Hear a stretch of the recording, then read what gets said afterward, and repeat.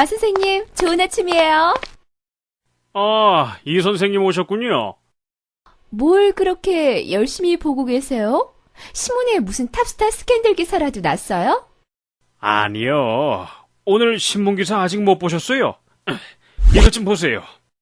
마약류 식욕 억제제 오남용 관리한다. 의료용 마약류에 마약 중독자 될 수 있어. 아, 요즘 마약류 사고 관련 기사가 많군요. 네, 우리 같은 약국이나 주변 병원에서 마약류 사고가 얼마나 많이 일어나는지 기사만 봐도 참 걱정돼요. 꼼꼼하고 야무지신 마 선생님이 왜 이런 사고를 걱정하세요? 다 일부 몰지각한 사람들이나 잘 모르는 사람들이 저지르는 실수일 텐데요, 뭐. 그렇지 않아요, 이 선생님.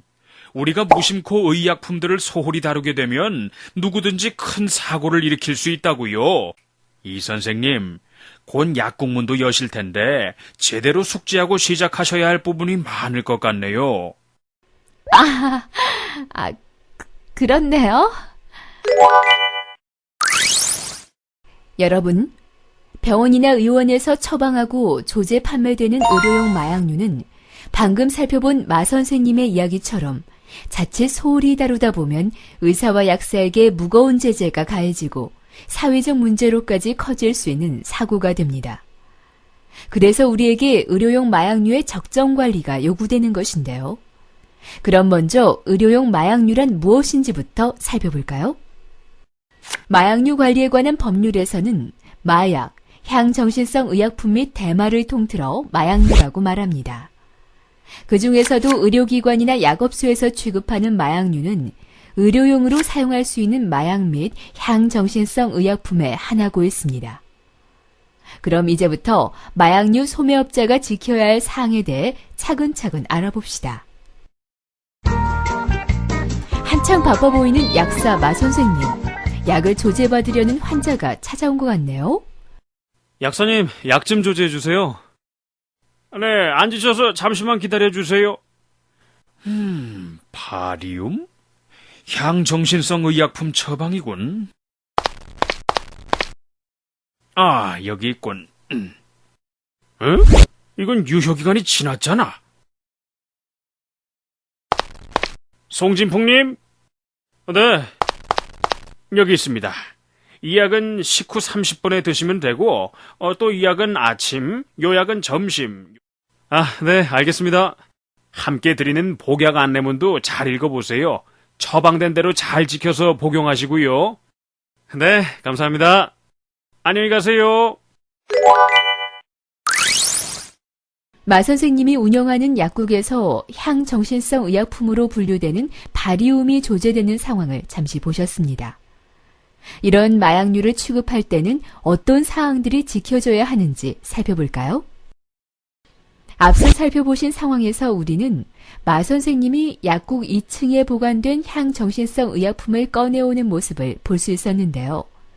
이런 마약류는 어떻게 보관돼야 하는지 알아보겠습니다.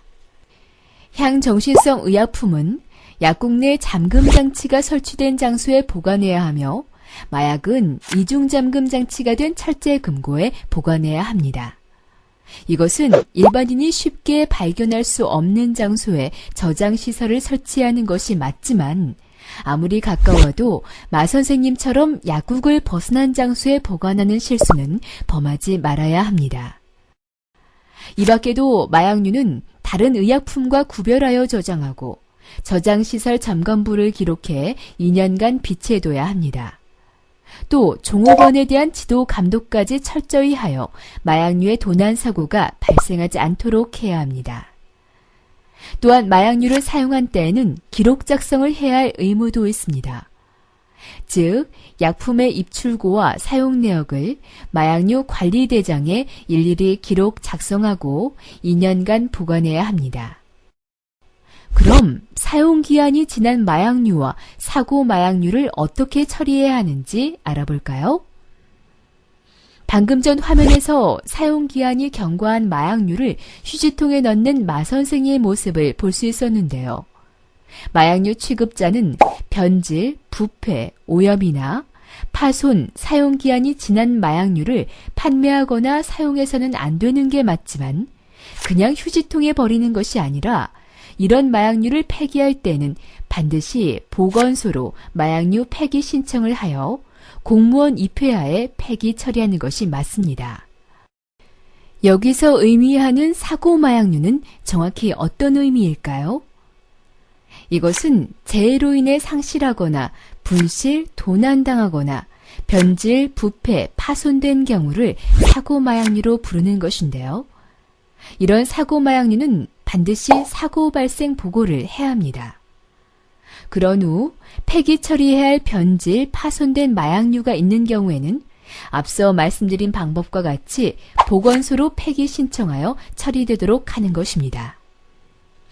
다시 말씀드리면 사고 마약류가 발생하게 되면 발생 사유를 알게 된 날로부터 5일 이내에 보건소로 사고 마약류 발생 보고를 하는 것입니다.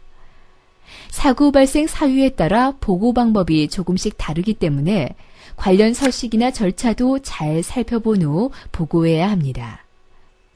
그럼 이 밖에도 일상적인 과정에서 약국 개설자에게 마약류에 대한 어떤 관리와 책임이 따르는지 내용을 좀 더 살펴볼까요?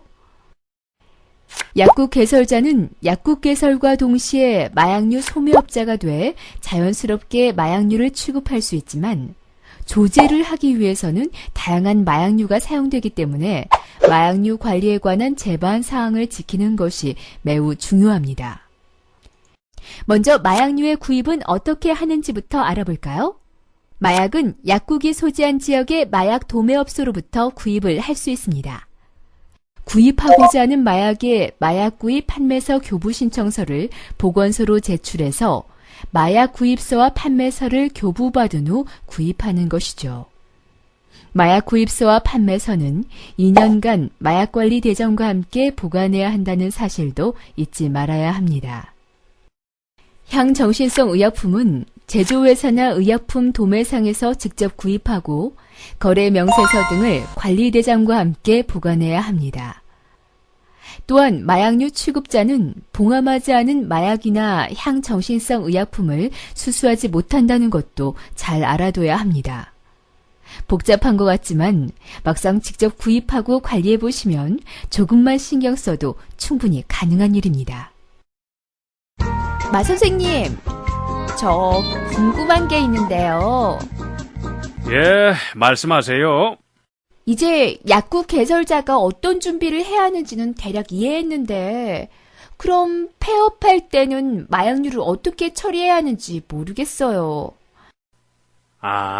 폐업 시 마약류 처리 요령은 그렇게 어렵지 않아요.